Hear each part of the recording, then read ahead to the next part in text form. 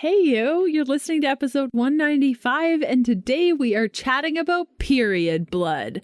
Yep, what the color means, the flow, everything, and the best test that all women get access to once a month to determine how their health is. Now, you might be thinking this is a disgusting topic, and if you're thinking it's gross, let's for a minute remember that our bodies are creating this. And how cool is it that we as women experience a period? And if you have period envy like I did when I had amenorrhea, listen to today's episode with an open heart and an open mind to the fact that one day when your body is fully healed and functional, you will get a period too. I always say that if after 8 years of not having a period due to my experience with amenorrhea, if I can get it back, you totally can. So try to keep an open mind as we're talking about period blood today, because I know that when I wasn't getting a period, when people would talk about these things, it would be really, really triggering to me. I would think that it was gross, but keep an open mind. I promise it'll be great. If you have questions about today's content, you can head on over to healthfulpursuit.com/contact and ask me. You can also catch up on previous podcast episodes and notes from today's show by going to ketodietpodcast.com. Also, I've put together a free guide, I want to say. If you just head on over to healthfulpursuit.com/favorites, I've put together all the savings codes and details of all of my favorite things all on one page. It's all organized by snacks and kitchen tools with a bunch of exclusive savings codes. It's pretty awesome. So again, it's healthfulpursuit.com/favorites. Okay, let's do this thing. Hey, I'm Leanne Vogel, and you're listening to the Keto Diet Podcast. I've put together a free 21-page guide on achieving weight loss on your keto diet if nothing is working. Did you know imbalanced hormones are generally at the core of all struggles that women face when it comes to our weight? Grab your free guide at ketoforwomen.com to get the steps you need to overcome the hurdles standing in your way. Thanks so much for listening, and let's get started with the show.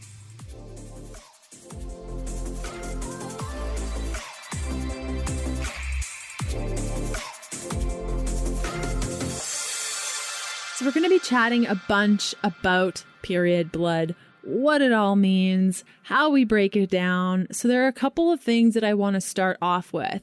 First, if your cycle is not regulated, you may find that there are cycles where your period blood is different than other cycles. And all of these changes can really, really come back to the fact that you are balancing your body and your body is always changing. If you're getting frustrated with the fact that your cycle is not consistent, I highly recommend going to happyketobody.com. That might be something that you can look into.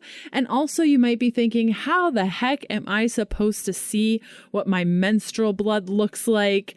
The best way that I know how is to get a menstrual cup. Now, there are a couple of menstrual cups out there, like the Diva cup. I prefer Peach Life, and I'm not paid to say this or anything like that. I picked up one of their cups a couple of years ago off Amazon. I'll include a link in the show notes today.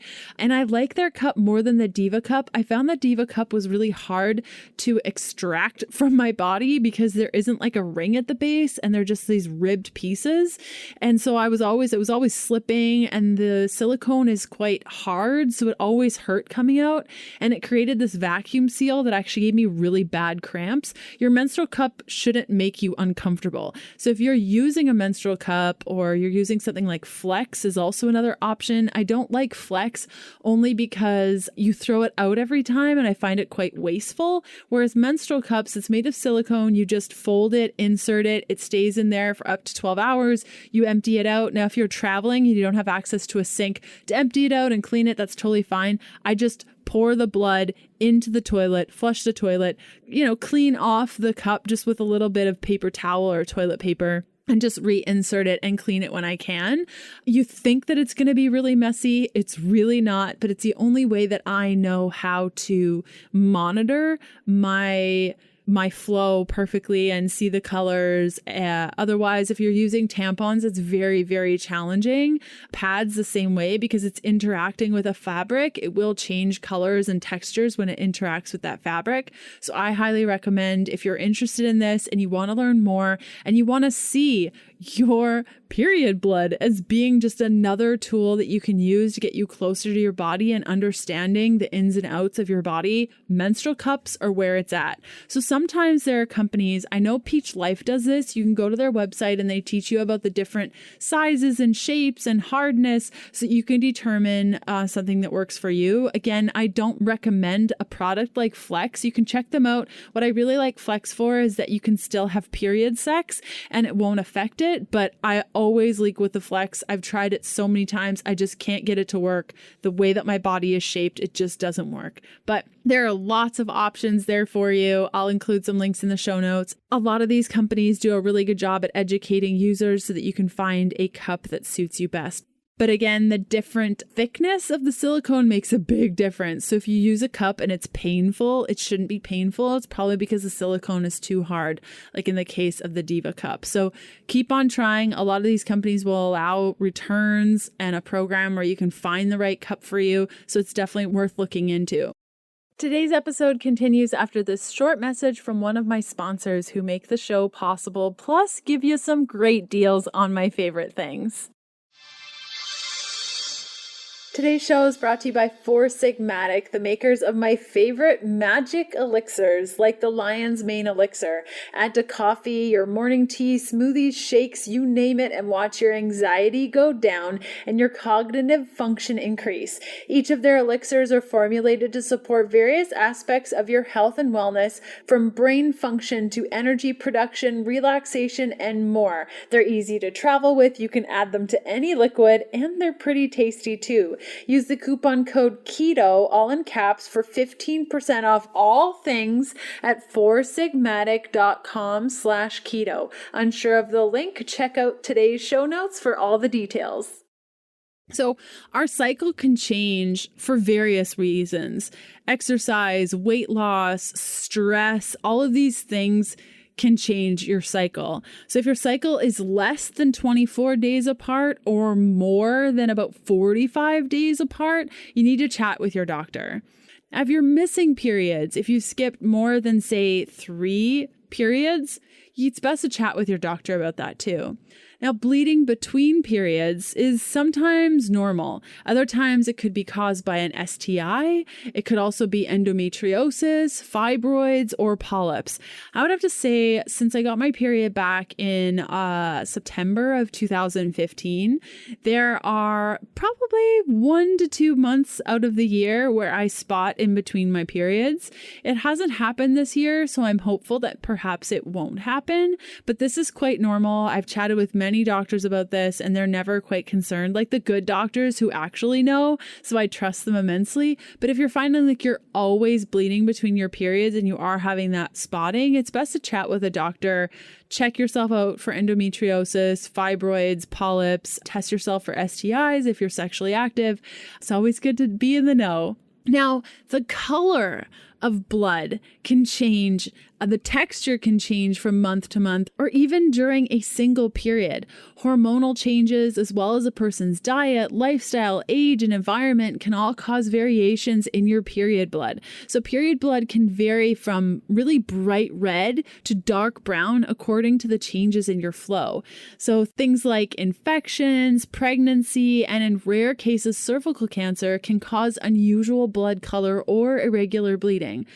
So also something I want to mention is that people who experience unusually long or heavy periods may require an appointment with a doctor. So if your period is lasting more than 7 days, please chat with your doctor because there are certain things that we can do to make sure that you're experiencing a nice period. And I'm mentioning a lot of period stuff, and if you experience, say, PCOS or endometriosis, and perhaps your cycle is the most excruciating, horrific thing ever, I really want you to take a moment, go to healthfulpursuit.com/workshop2.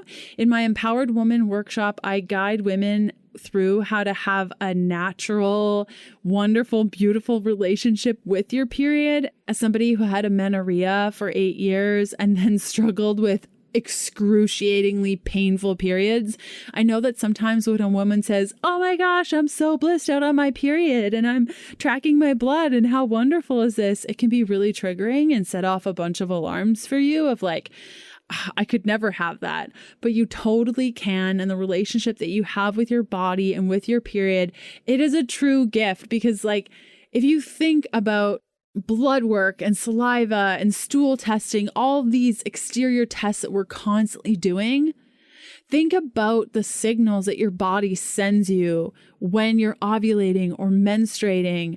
If you experience some of the symptoms that I'm about to share with you on the different types of period blood and colors and textures, if you're on point, then it's generally safe to assume that you're pretty healthy. Now, if there are things that are lacking, then you know that there are things you need to work on, and I'm going to be explaining which each one is. But it's really, really important that we understand and respect the fact that as women who experience a menstrual cycle, this is huge for understanding the state of our health, and it can be a really, really great tool that we can use to understand where our body's at and what we need. So if you're wanting to learn more about tracking your cycle, checking in with your body, understanding that your menstrual cycle and even the cycle that women experience as we transition from perimenopause to menopause and postmenopause, that in that we're still experiencing an energetic cycle that's happening month over month over month. If you want to learn more about this, again,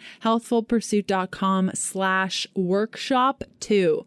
Okay, so when we're looking at our period blood, you have a menstrual cup, it's filled to the brim, hopefully not the brim, otherwise you're going to experience leaking and that's no fun. But you take out the cup and you're pouring the blood down the sink or toilet and you're looking at the color. Today's episode continues after this short message from one of my sponsors who make the show possible, plus give you some great deals on my favorite things. I love hemp, and my friends at Eaton Hemp are upping my hemp game in a really big way. Eaton Hemp seeds have the hulls left on, so they're crunchy, high in prebiotic fiber, great for the gut, and help you hit your keto fiber macro goals without adding unnecessary carbs. The hemp seeds come in easy to travel with packets, flavored to perfection, one salty flavor, one sweet, and one savory. But why are hemp seeds the perfect keto snack? Well, first off, they add a great crunch that's usually only found in high carb foods. They are the perfect balance of omega-3 to omega-6 fats to help reduce inflammation, and they're high in GLA, which is great for hormone health and balancing the cycle, plus reducing PMS too. Here's a special podcast only offer. When you go to eatonhemp.com/keto diet, you can use the code Keto Diet, that's all one word, for 20% off all Eaton Hemp products. If you're unsure of the link, simply check out today's show notes. Bright red is the name of the game. When it is super bright red, you are good to go. I've experienced a couple cycles now with beautifully bright red, and that is just, it makes me so happy. Now, dark red or brown could be a sign of pregnancy or the beginning or end of your period. If it's at the beginning, it could be that you didn't fully slough off everything last cycle, and that could be a good sign that you're actually a little bit too low in either your progesterone or estrogen. I would have to say that progesterone is the main one. So if you're finding like at the beginning of your period every single time, I would say 2 or 3 months consistently, if when you take out that menstrual cup at the very beginning of your period and it is a dark brown color, then you know that your hormones might be a little bit too low and you might need to go see a doctor, get tested, and perhaps go on some bioidentical goodness for your progesterone. The next color we want to look for is a fruit punch-like color.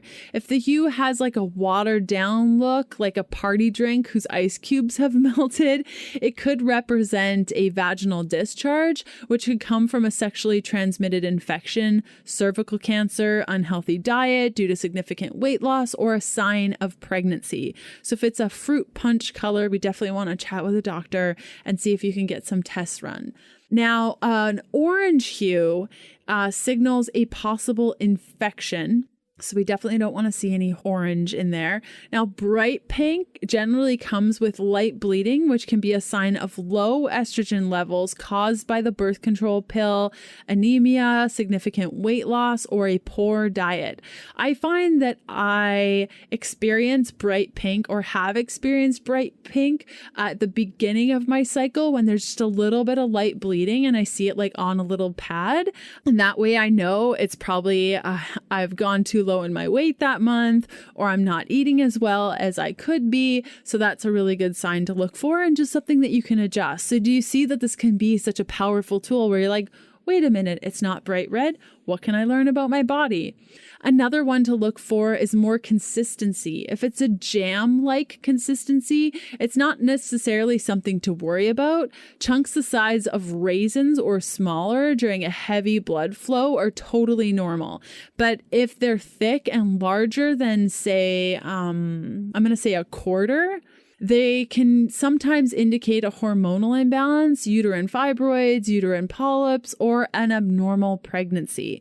So again, more of the clotting, you want to look for anything raisins or smaller. Clotting that's a quarter or smaller, you need to chat with a doctor. Now, brown droplets between periods, like spotting, if you're experiencing this for 2 to 3 months, it could be because of hormone fluctuations caused by puberty, premenopause, menopause, PCOS, ovulation, or birth control side effects. And definitely want to chat with a doctor about that one to figure out what could be happening there. So with this episode, my intention really is to give you that glimmer of hope that your period can be such a powerful tool that you can use to understand where your body's at. And if you're not seeing bright red, that there's some wiggle room that you have with your hormones and your overall health. Now, next up on the podcast, October 13th, episode 196, Tracy's taking over the podcast to talk about ditching deprivation. So definitely watch for that one. And then on Wednesday, October 16th, that's episode 197, I am taking over the show and chatting about the 7 keto foods you need to eat to support your gut health. So I hope you really enjoyed today's episode, and I will see you very soon. Okay, bye.